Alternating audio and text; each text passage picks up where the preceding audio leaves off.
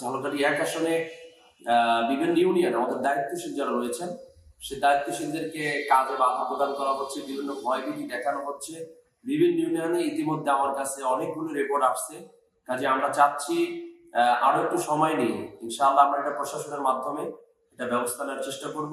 কারণ হাত পাখা মার্কেটের জোয়ার দেখার মধ্য দিয়ে অনেকেই এখন তাদের ঘুম নষ্ট হয়ে গেছে, যে কারণে বিভিন্ন ইউনিয়নে আমাদের দায়িত্বশীলদের খুব বেশি প্রেশার ক্রিয়েট করতেছেন যাতে করে তারা প্রচার প্রচারণা না করেন। লেভেল প্লেইং ফিল্ড আছে আপনার মনে হয়? জীবন অবাক না করলে কে করবে? 28% মিল্ক ফ্যাটের অবাক করার সাথে ফ্রেশ মিল্ক পাউডার। জীবন অবাক করুক প্রতিদিন।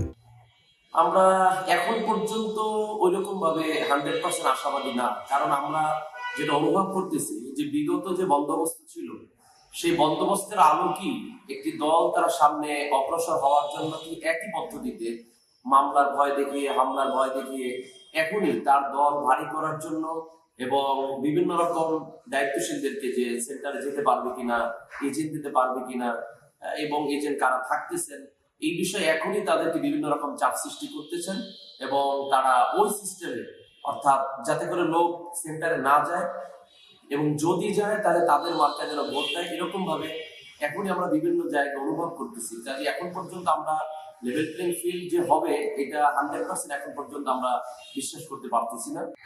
ইসলাম দেশ ও মানবতার স্বার্থে পীর সাহেব চরমনাই সদা সর্বদা সোচ্চার আওয়াজ তুলেন এবং জাতির কল্যাণে সবসময় নিজে সর্বদা কাজ করেন। এজন্য তার মনোনীত রাজাপুর কাঠালী আসনের হাত পাখার প্রার্থী হাফেজকারী মাওলানা ইব্রাহিম হাদিকে একজন সৎ, যোগ্য এবং একজন ভালো মানুষকে আমি এই অবস্থায় সমর্থন করবেন ইনশাআল্লাহ।